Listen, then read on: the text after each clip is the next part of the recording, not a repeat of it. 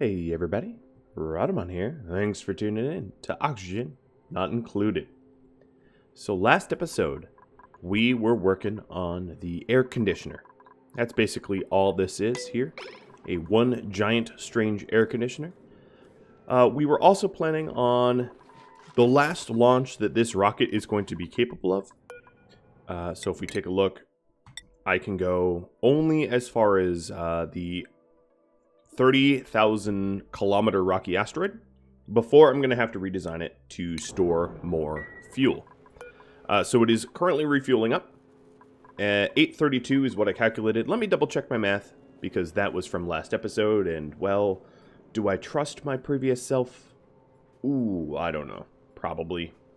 Yeah, 832 seems to be the correct number. So 832 gets put in here. 832, done. And then we deliver the oxalite. So the plan eventually is going to be to run hydrogen and oxygen, both of the gases that we need for the base. Run it over here. The hydrogen will be used to cool down this area, and the oxygen will be cooled down and then piped through the base, where it will help to prevent. It will be cooled just the way we did the coolant. And it will be, to prevent the sort of dramatic overheating that you see across the base, right? It's almost 100 degrees Fahrenheit or 40 degrees Celsius in quite a lot of the base, and that is not a healthy temperature for us to continue to have unabated. Another thing that I might end up having to do is to physically separate out the power grid. So much the way I did with the natural gas generators, because I figured the natural gas generators were going to be very hot. And as a result of being very hot, would need to be attended only by someone in a Atmos suit or a exosuit or whatever. We might want to do something fairly similar with the rest of... Oh, come on. Oh, man. Was that... Didn't... Whatever. Just... So, as I was saying, yeah... It might get so hot that it really only can be attended by someone wearing a proper suit because they will scald otherwise. But I'm not really sure where my crude oil went. It is not hot. I must have swept it or something, mopped it or something stupid. Oh well. Oh well. All right.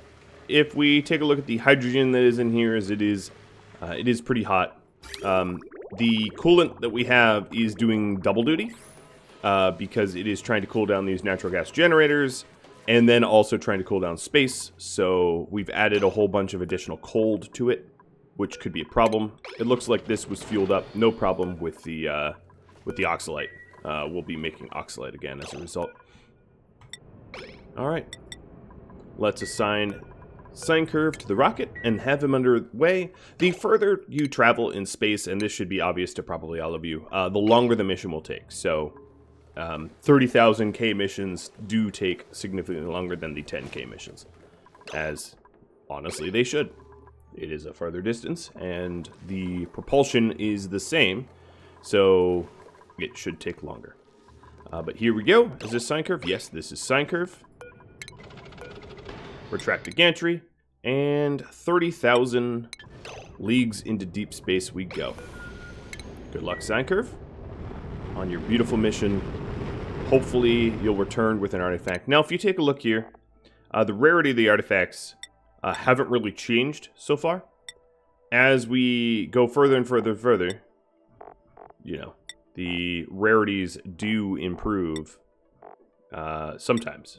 So, for instance, this gas giant, much more rare artifacts.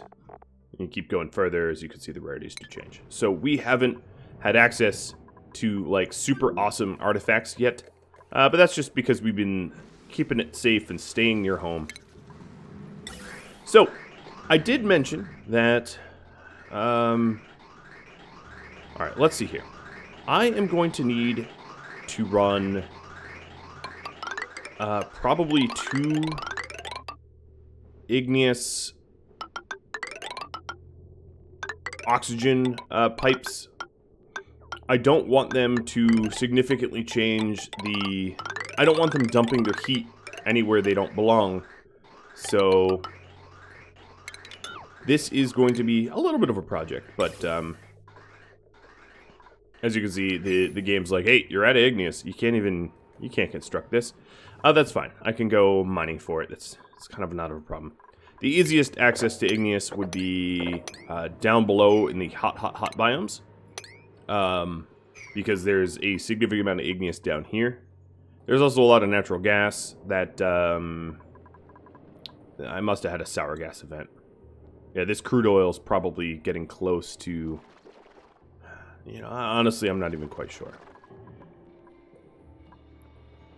But, yeah. A lot of the rock here is igneous, and as a result, it's going to be really, really easy to convert and mine and turn over to my construction projects. So, we'll get that started. So that's one of the 2 oxygen gas pipes, the insulated oxygen gas pipes. I'll probably end up insulating a significant amount of the, this setup, just so that it doesn't dump heat anywhere I don't want it to. Alternatively, I could use Mafic. Mafic is an okay, replacement for Igneous, but providing that there's more Igneous on the map, which there's definitely going to be, and there is, I'll just make it out of Igneous and spend a little extra effort to mop it. Okay, somehow or another, I have petroleum and petroleum? I don't know where my crude oil went. Did I somehow... if I just have the petroleum left, that indicates to me that I indeed mopped up the crude oil somehow. And I'm sure some of you on YouTube are like, yeah, I know exactly when that happened, and I just didn't notice. But hey, that can happen.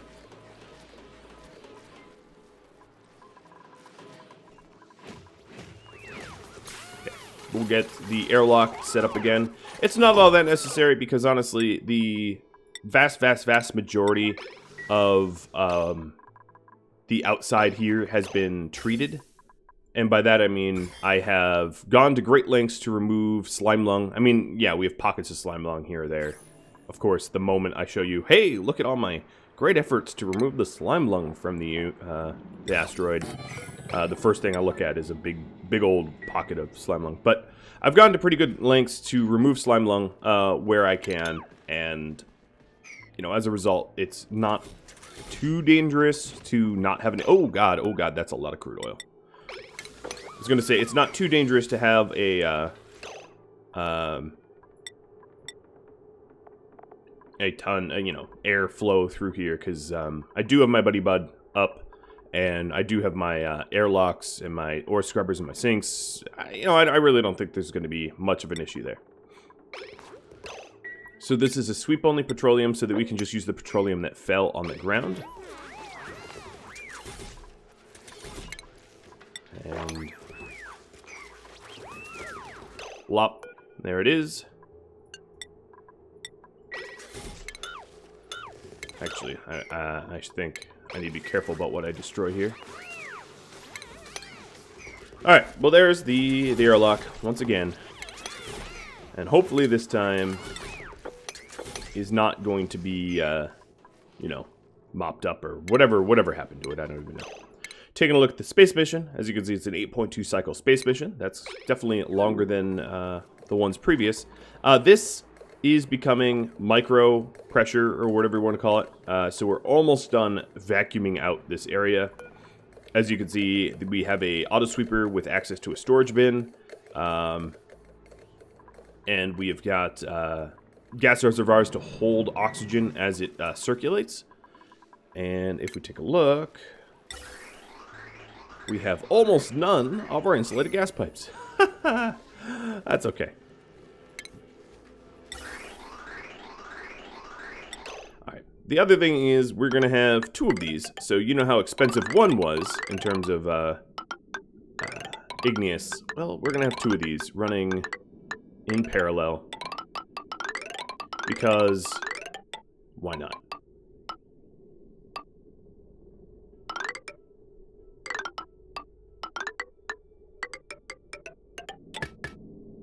and then the other one will run, yeah, a similar length or whatever.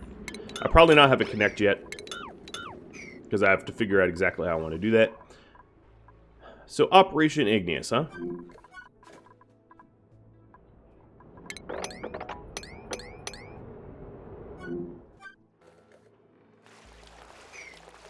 There's a lot of Igneous here. Here, let me go to the minerals overlay. So Igneous is this like lighter grayish color here. So there's a bunch of Igneous at the bottom of this this water, but that's going to be kind of annoying to use. There's honestly loads of it here. It would be relatively destructive to that section to do it, but destruct I shall do.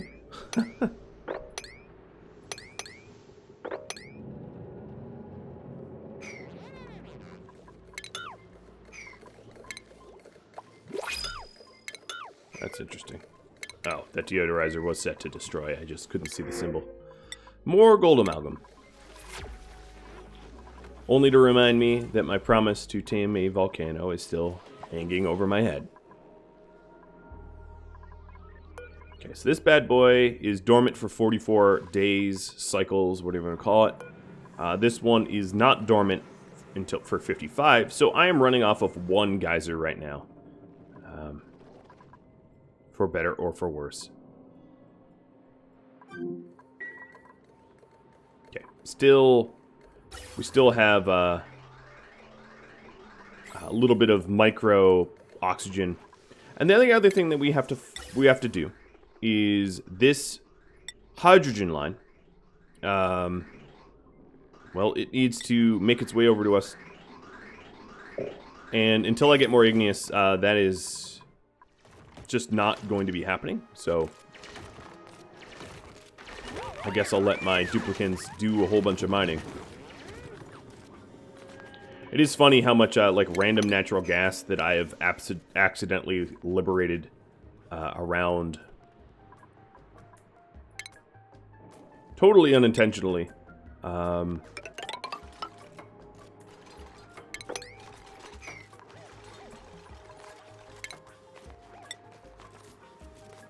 Now again, we don't really need plastic tiles here, but I've got the plastic, and I wouldn't mind the additional movement speed that it allots. So let's go. Let's just mine. Honestly, just mine this whole thing out. That's a lot of bleach stone that I really just don't need right now, or at all. But it might be easier to just mine it out and treat this as an empty area. We have storage for bleach stone here in my chlorine tank, my original one. My other chlorine areas obviously got pressurized from the gas vents, so that's a little bit different. But we still have places to put the bleach stone. Alright, if we take a look at ventilation again, still no igneous rock, so let's wait on that. Do I have a 4? Okay. I don't have a 5 hotkey, so let's go all the way down here and hotkey 5. Done. Alright, so the other thing I could do is get some igneous down here. You know, that's obviously easily obtainable.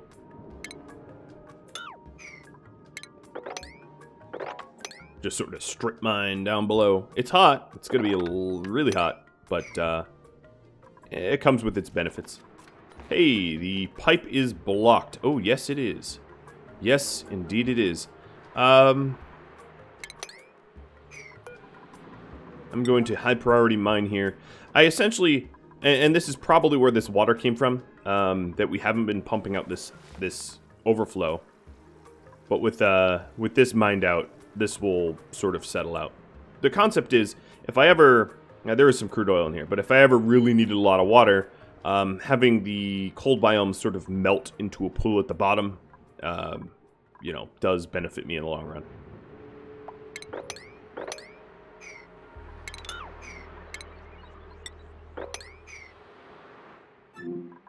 Okay. So here, this is a rather large igneous mining operation. And I'll leave my duplicants to do that. The top gas pump is now reading vacuum. I'm going to wait until both are vacuum, because then I would know for sure that the process is done.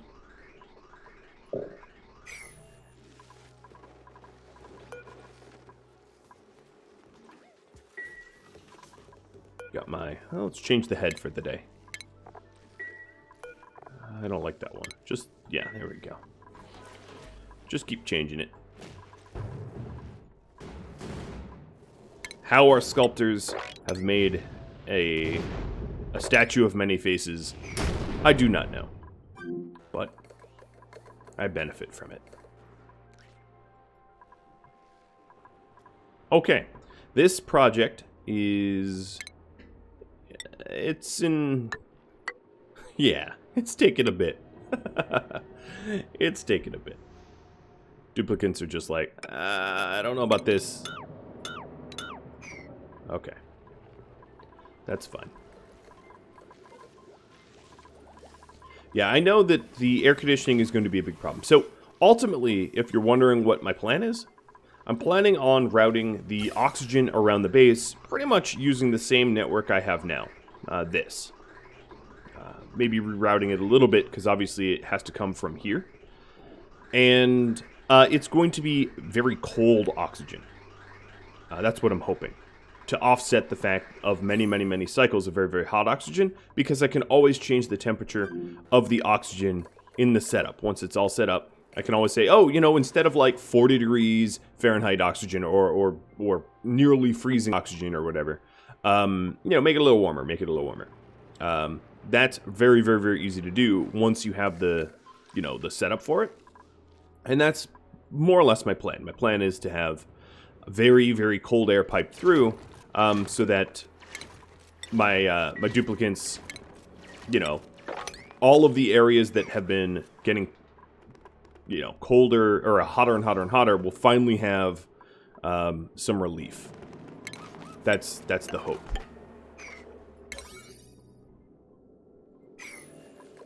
All right, taking a look everywhere. All of these could be 5.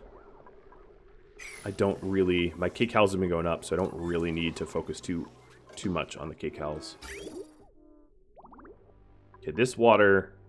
This water, of course, it is in a insulated pipes, but the insulation isn't perfect. You know, you can make space materials that have more perfect insulation properties.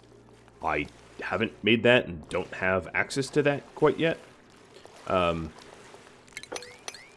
So the issue, of course, is anywhere that there is something hot in pipes, like this hydrogen is a little hot, this oxygen is hot, this water's hot, this polluted water is actually not that hot. This polluted water is fine.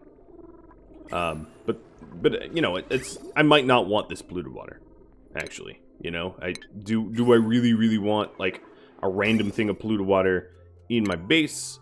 You know, if I don't, which is totally, totally reasonable, yeah, let's get rid of it. Let's do a little...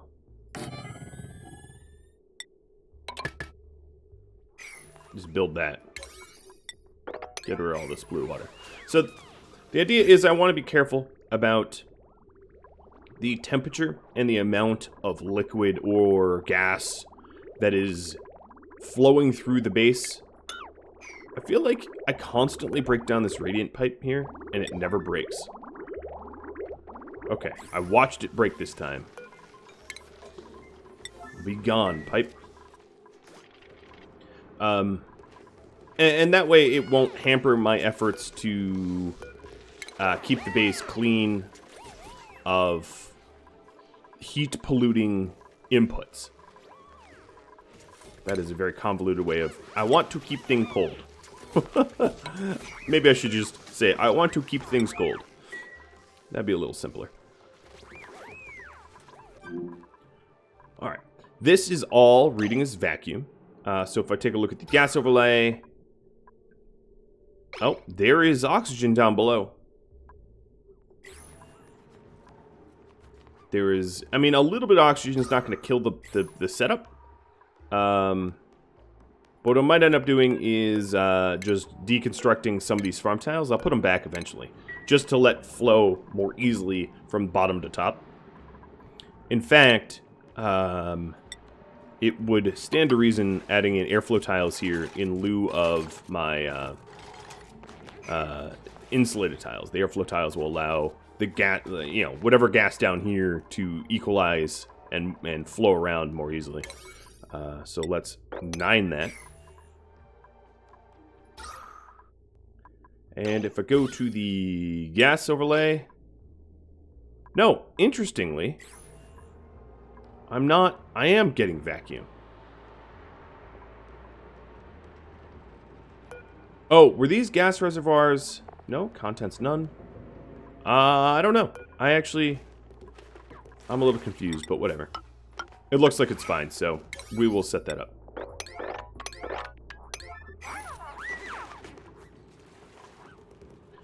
So if that is done, I can break down the vent and the pumps and the high pressure vents and all of the power that it used.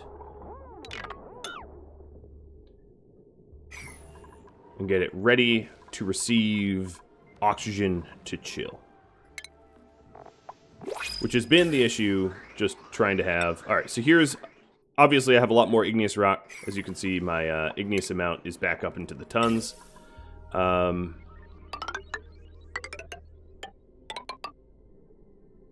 That is sort of the run that I'm going to have.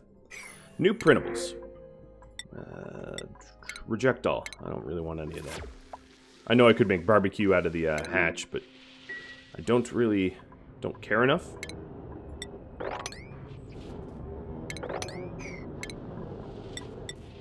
Okay, we are probably, what is it, 2 cycles later, so we're probably 6 cycles or so left. Yeah, or so. 5 and change.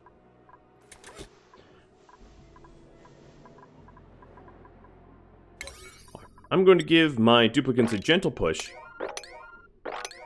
making sure that they know that this oxygen project is slightly higher priority than whatever else they're working on. And then the other question is how to bring the hydrogen over. Because without hydrogen feeding this nullifier, this whole thing doesn't really work all that well. So the hydrogen line is here. This is where we left it off. And I am also going to need to insulate it as it runs through here. As you can see, it gets a little messy around this spot. I'm going to have to make some jumps. I'm actually going to need to... Oh, I don't even have an intake. Oh, hello. That's good to know. As you can see, I don't even have an intake pipe for the chlorine. Interestingly enough, I just have so much chlorine in the pipe here and use the ore scrubber so infrequently, I guess it hasn't been an issue. But, okay, that's very good to know. I probably had one that, like, melted or something. So let's put a gas pump in here. And then actually wire that back up. I totally didn't know. Totally did not. That slipped my attention. So this gas bridge is going to look something like this, where we have one and then another, insulating them in between. Something like this. Obviously, if we have it set up like this, we're going to need ladders that go up. No. That is a terrible, terrible, terrible, terrible idea. Because this tile is a big old emergency. Otherwise, it's going to flood everything with chlorine. Someone build that, please. Thank you, Mohammed.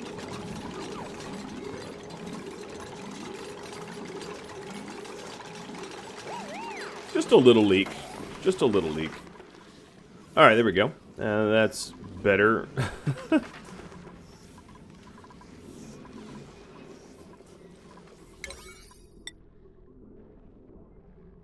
This will now inherit some 8s. Because I would like to start cooling down this ahead of time. so that when it comes time to introducing oxygen, it's not super hot already.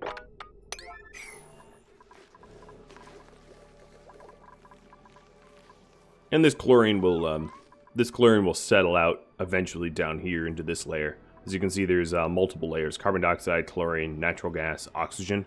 That's, you know, that's based upon the gradients, the density gradients. Like how you have oil and water on top of one another, and they'll eventually settle out. You can shake it; doesn't really matter. They don't mix. Same sort of concept. So another thing I might want to do is put in some ladders here to replace this with insulated tile. Just so that this pipe here doesn't have to work extra hard. Because this is a hot... It says cool steam, but steam is never all that cool. So we'll get that underway as well. My little duplicates are like, "You're working us too hard." It's like, yep, sure am. Sure am.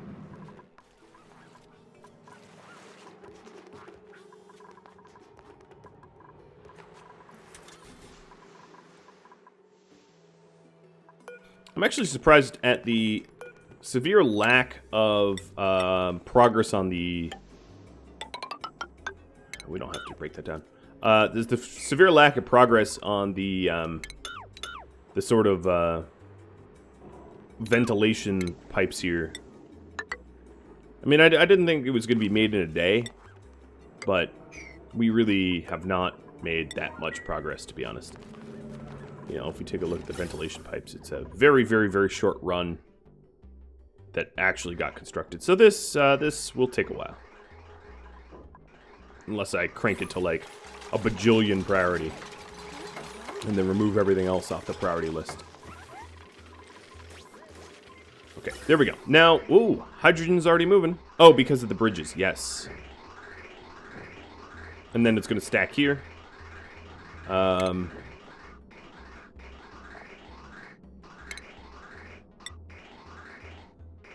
this is Igneous. Good. No, oddly enough, this pipe here does often have hydrogen in it.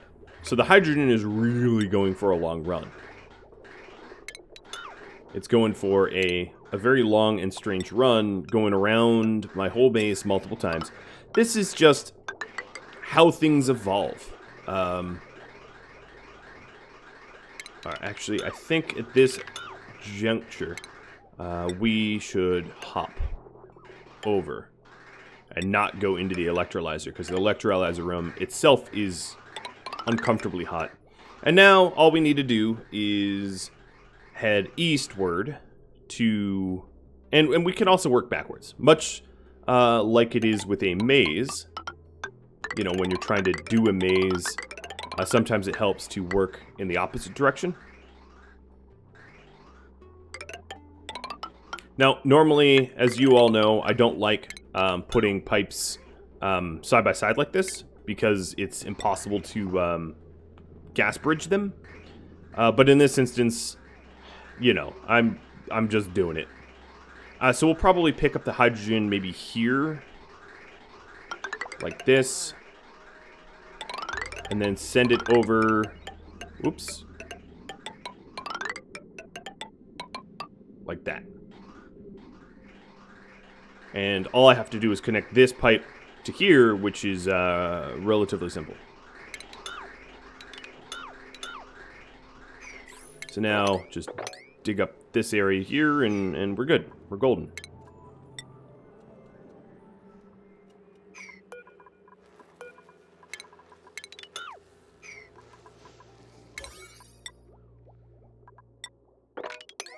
And like I said, I'm going to be focusing on the hydrogen first, so that we can get progress as far as the...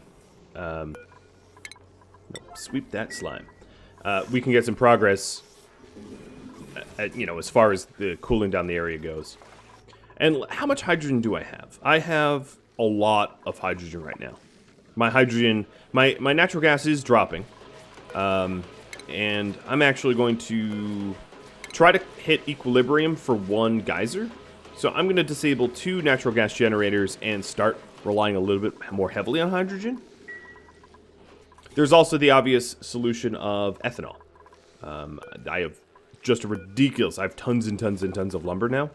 And I could distill that into ethanol as a power source. It's a power source that is truly renewable because I'm not feeding those trees at all.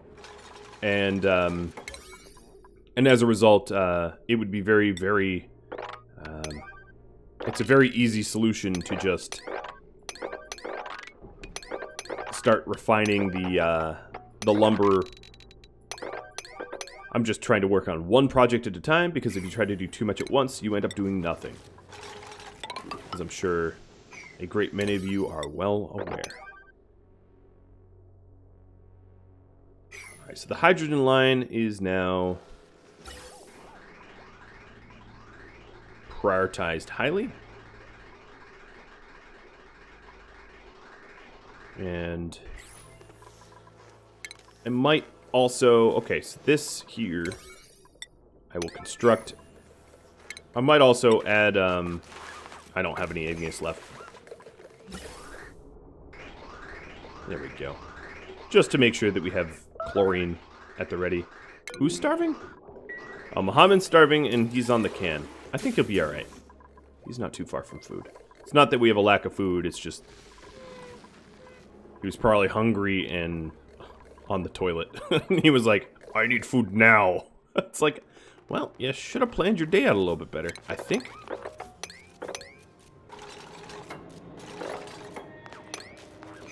Alright, Operation Give Me All That Lovely Igneous.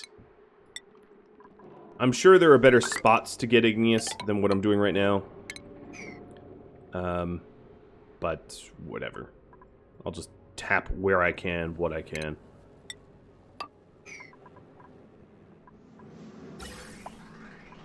So a fair bit of these pipes are getting done. Let's go look at the... Yes, down here. This is really where a wealth of my igneous lies. What I'm going to do is let's prioritize this as 7s. And then the mining here much, much higher than 7. And we will just grab all of this lovely igneous rock so we can build with it.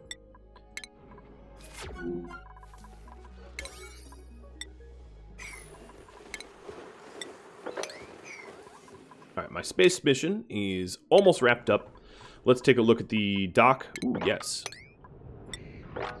I don't need to truly worry about... Just a little reminder. The spaceship won't break if there's regolith here. It's just that the regolith will become superheated. And if there's copper, or gold, or whatever, iron, it will melt. And become extraordinarily hot, and probably become a liquid.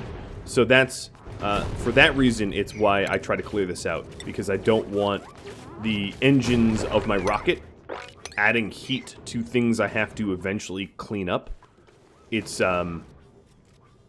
It's more effort to, you know, to deal with, like, liquid metals. Oh.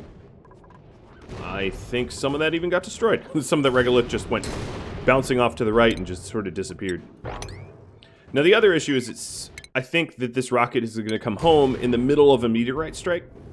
So that could be kind of annoying. Unless this stops soon. Please stop. Please stop.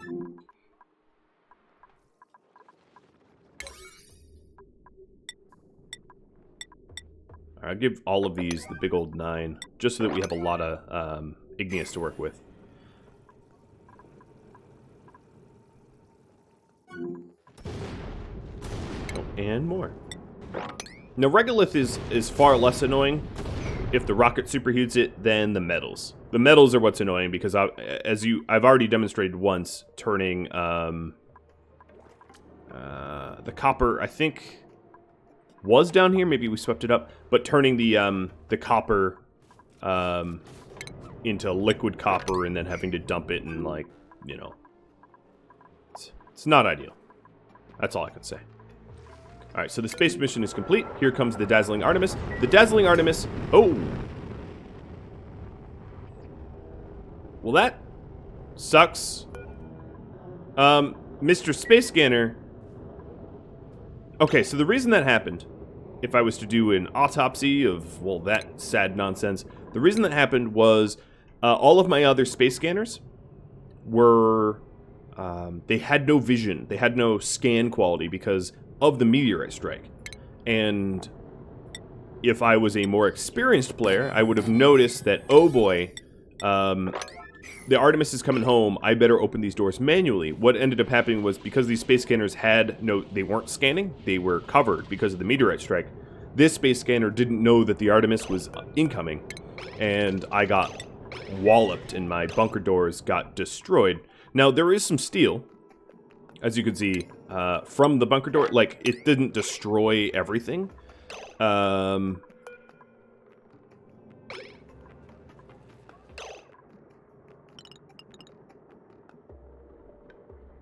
Actually, we can... I already know I set that to 900 is fine. It didn't just, you know, it didn't annihilate all the steel, but I'm obviously going to have to rebuild it.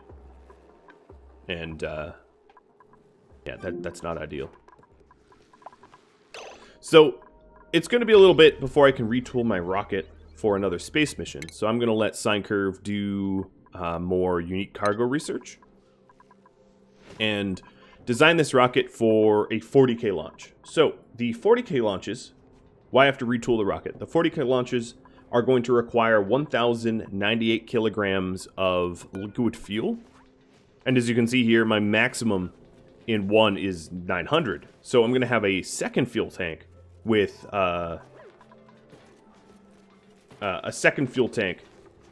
with, you know, additional fuel. So it also means that this piping is going to have to extend up here, which means this research module is going to be broken down. So let's also high prioritize this too. Now the oxidizer fuel tank, 1098, is not a problem for solid fuel, and that's why you're going to have a disproportionate amount of solid to liquid fuel. But it also looks like my coolant stopped. Yeah. Because some temperature. Okay, so let's say 80 C, which is way hotter than I want my coolant to be.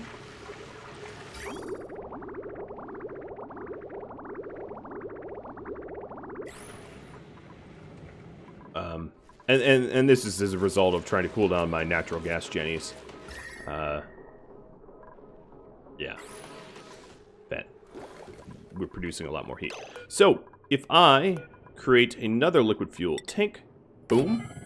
It also means that my command capsule is going to be moved and is to my gantry. Everything is going to go up one. I have a little bit more space, as you can see, vertical space. Okay, so all of the oxylites already in. Retract that. And then what I'm going to need is...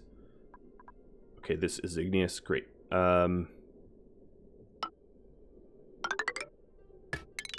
that is messy. Let's try that again.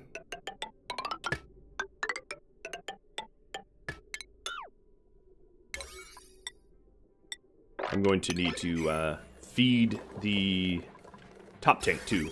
And I'm going to have to be very, very, very careful as to how much I put into this top tank. Because I don't want, you know, it's sort of the leftover tank. So it's only going to have the remaining required fuel.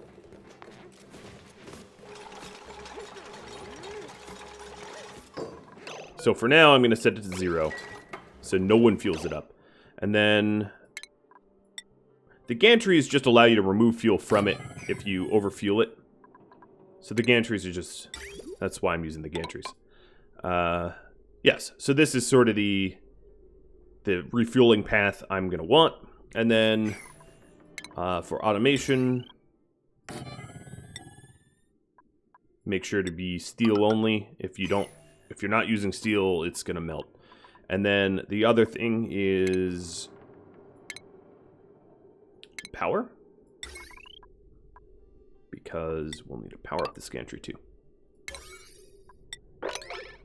Okay, great. Very, very good.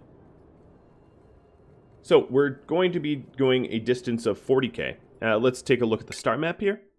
So 40k, there's two destinations, and we haven't gone to like interstellar ice before. Rocky asteroids we've been to. This one just has isoresin, so it's not even all that sexy. So let's go to the interstellar ice next. That seems pretty cool. And on top here, I'm going to put a research module. And then on top of the research module, a command module. And that will be absolutely the maximum height. Oh my god, why is this open? Oh god. So it's open here because I removed... Okay, this is an emergency. Because I removed the command module, and now the space scanner detects meteorite strikes. Oh yeah, here we go. Boom, boom, boom. Guys, can you stop what you're doing and... Oh, dear lord. Hit this now. Turn it off, turn it off, turn it off. Turn it off. Thank you. So what ended up happening here is when I removed the command module, this stopped being a rocket. And when it stopped being a rocket, this space scanner diverted or reverted from scanning for rockets to scanning for meteor showers. And as a scanner for meteor showers, it was like, hey, I find a meteor shower, and sent a signal, a green signal, to open up my bunker doors. Which, as you might have noticed, is a bit of a problem because, well, it exposed me to strikes when I didn't want any. Just a little bit of a problem. So yeah, I was saying that 10,098 minus the 900 that we'll have in our bottom tank leaves a remaining 198, which is honestly just very simple math. If you couldn't do that in your head, oof, to fill to the top tank. And...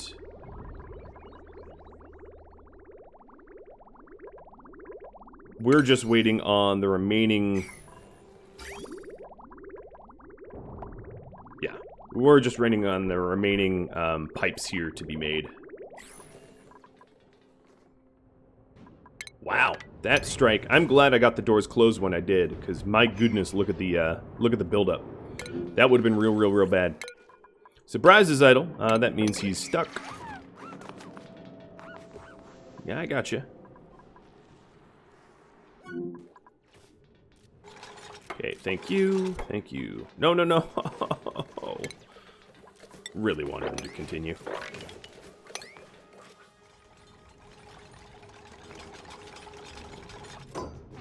Alright, there's the research module that we wanted. And then up top, the command module. And then this command module is going to need a new gantry, because the gantry that's below is not tall enough. So we'll stick a gantry in here. That means that I can break down this gantry and this will run up like this. And then the automation wire, break that down and replace it and raise it up.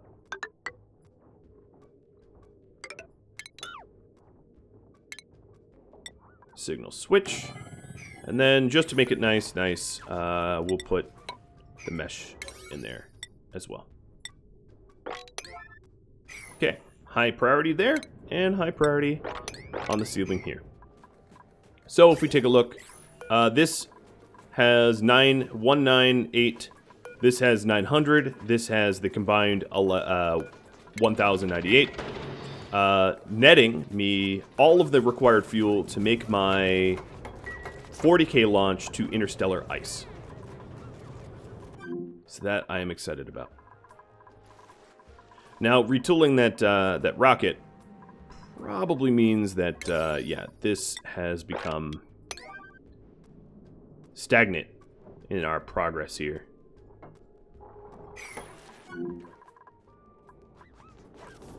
Okay, so here comes the command capsule.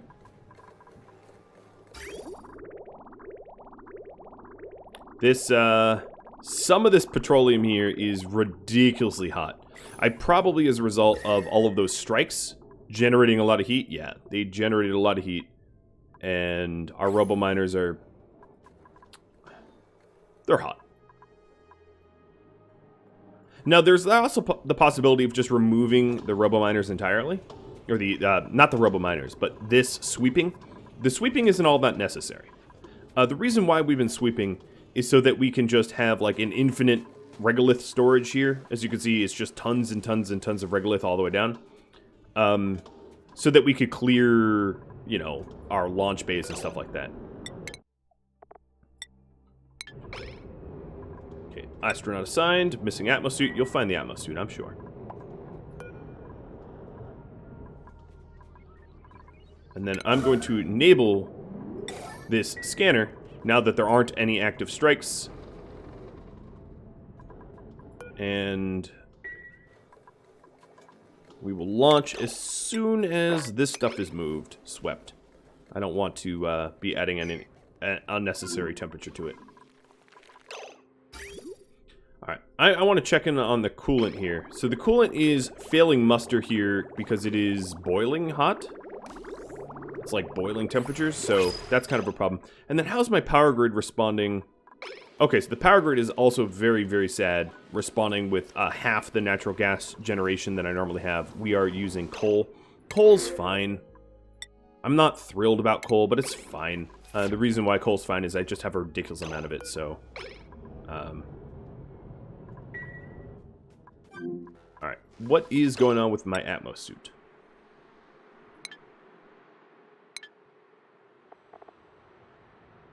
What is that?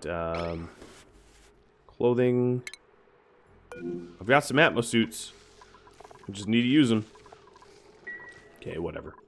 I'm sure when Sine Curve goes up there, he'll bring one, and it won't be an issue anymore.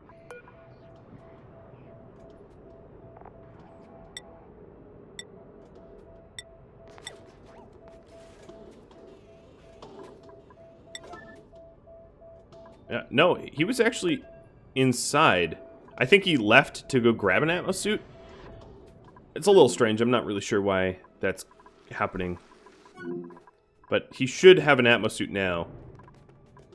Do you have one now? Oh, there we go. It just got delivered an Atmos suit. Good. And then Sine Curve, I will send you... Because I want to be able to launch this rocket before the next meteorite strike. So that I can set the space scanner to correctly detect the Interstellar Wanderer 10. I love these names. So, Sine Curve, what are you up to? You're probably like sleeping or something, right? Oh, you're in the virtual planetarium? You know what? No, you're not. I just dump you out. He did not get the kind of research he wanted done. There we go, and we should be all set for a 40K launch. So, yep, we are ready. Go.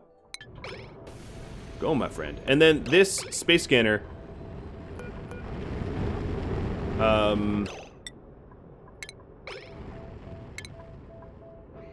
for some reason or another, cannot find the international... let me break this down and rebuild it. I don't know why I couldn't... I can't search the Interstellar Wanderer X, but... You know, the old adage of it ain't working, just break it and set it back up. And that's not really an adage. That's not a thing. I just made that up. But in this instance, it should work. Taking a look at our hydrogen lines. Our hydrogen lines are almost fully there. As you can see, there's only really the last 3 feet or so to do. Meters, whatever. The scanning seems done, so let's just lazily copy and paste. Thank you. And with any luck, the space scanner will be able to detect the Interstellar Wanderer 10. Otherwise, I'm going to have to open the gates myself, which I think I've proven I am bad at. I should be fired from. Taking a look at the... Oh, yes. So, we have a lot of, got a lot of Igneous, as you probably can tell, and that is a result of all the mining that we did down here. So, raw minerals, yeah, we have 33 tons available to us. Sounds like a lot. It's actually not an unbelievable amount. Oh, great, just space scanner. Okay, well, note to self, in 10 cycles, open gate. So at 895.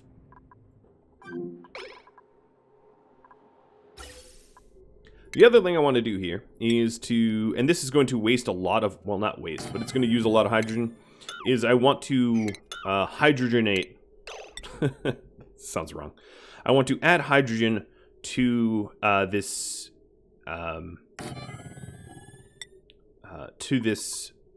area, as it will help the heat transfer around or whatever. So we'll add that as a high priority construction. And let's then sweep up this stuff. This will take a lot of hydrogen to sort of add. What I'll probably end up doing is just add some and then turn off the high pressure gas vent. So that we don't waste an enormous amount of hydrogen. But now, if that's connected, yeah, all we really need at this point here is a few gas bridges. And we will have hydrogen.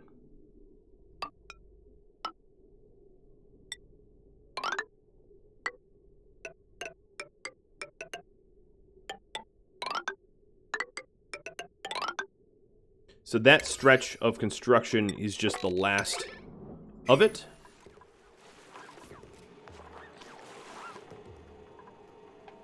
And then, obviously, as a lot of people are probably aware, temp shift plates, right?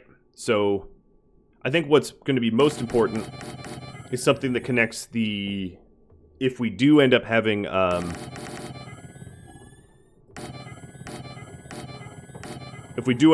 Wheezeworts, connecting the Wheezeworts to the nullifier, something like that.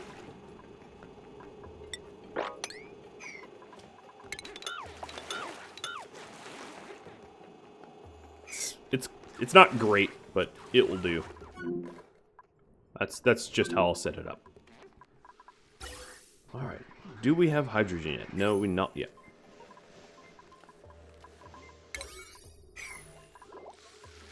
But how's the rest of the base? I very, very, very obviously need to do a water filter run. Let me run off a little bit of water, because there is some food poisoning in it. And my, I don't fully trust my germ sensor.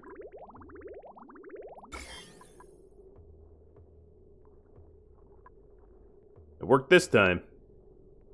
I always have like butterflies in my stomach anytime I do that. But I really shouldn't let, this ever fill up. What it, you know, a really, really easy way to do that would be just to have, oh my god, it would be easy. Is to have an automation wire, and an AND gate. Let me just build that so that I don't keep doing this incorrectly. So just have like an AND gate here.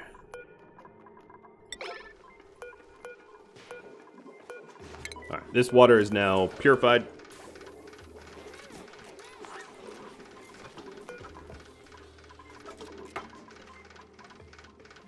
And then you'd want something like this. You'd want this to send input signal, that to send an input signal.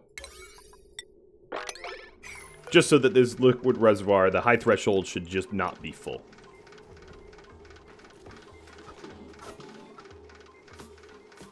And then red signal when it's full.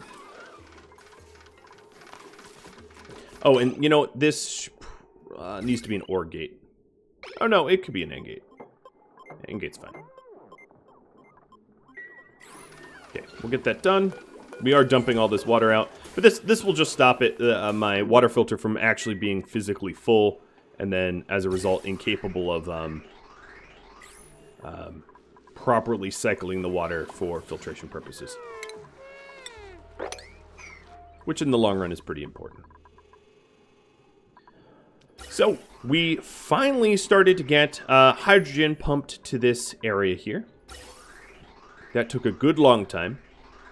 This hydrogen, if we analyze it, oh boy, does it ever go for a run. So the hydrogen gets pumped up here from geysers down below, all around. And then it goes for a run through each of these tanks. It goes through our base here. Goes all the way down. Some of it goes to this nullifier for the coolant, which is struggling to keep up temperatures, if I'm being honest. In fact, it's struggling so much, I'm a little worried about my space stuff overheating while the coolant is trying to get cooled.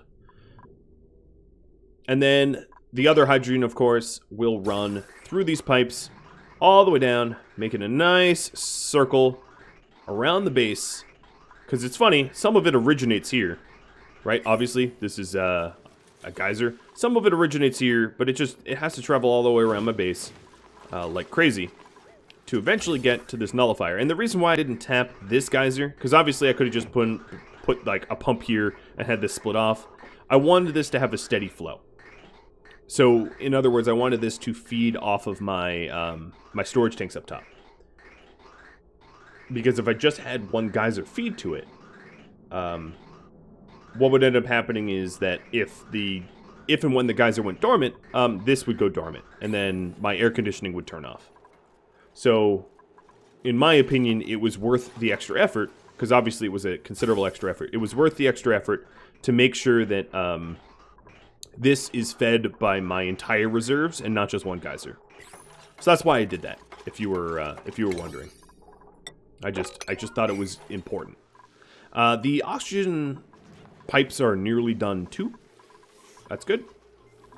And this water, I think I can attribute to just my ice overflow. As you can see, the storage bin is completely empty. I'm going to do 2,500. Maybe it will stop overflowing at that point. Yeah, and these dupes are cold, and this water's cold. So, actually, this water's not that cold. But, I don't know. Mysterious water, whatever.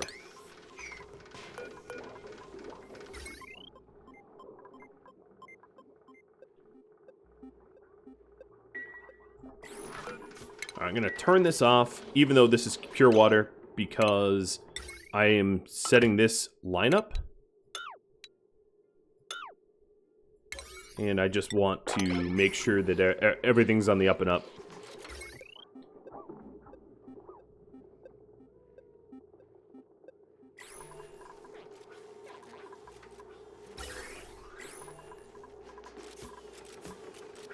Come on, just build it, please. I know I set a lot of stuff to 9s, but this shouldn't be that hard. It's in the base, and it's sitting next to the material. So, alright, if we take a look, the AND gate says that both have to be true to open this up. So if we take a look at the automation, if this liquid reservoir fills up, let's even set it to like 0%. As you can see, it turns off. So obviously, I want it to get up to like 90%. But now it won't overflow. At 90%, there's room for the water to circulate, and it will turn off the liquid shut-off. So that there's a way to make sure that I never have a situation where my water filtration is full, and I have to, like, you know, game the system a little bit. Again, this is not a full redesign of this filtration system. Some people requested it, but hey, it's like, it has worked for almost 900 cycles. I have germ-free water for 900 cycles. I think it's fine. I could over-engineer it further, but it's fine. And this little thing will stop it from ever, you know, being so full it can't function anymore. So that's good too. And it looks like this water's clean. I've got blueprints of ice. Ooh. Right as we empty out our ice bin, we have more space for more ice. Well, I think you all know what time it is. It is time for me to wrap this episode up. So, if you have any feedback for me, let me know in the comments below. I've really enjoyed reading your comments. I've enjoyed the tips and tricks that you've offered me because it makes me a better player, and it allows me to educate those of you who are not better than I am at this game. To understand what I'm building and to replicate it and mimic it for your own run-throughs. I have received a little bit of feedback from you all about continuing this series, and I want to continue this series until maybe I do the both win conditions, the other one being the temporal tears. So that is probably likely, depending on my video schedule. Thank you all for watching. I'll catch you next episode. Farewell, everybody.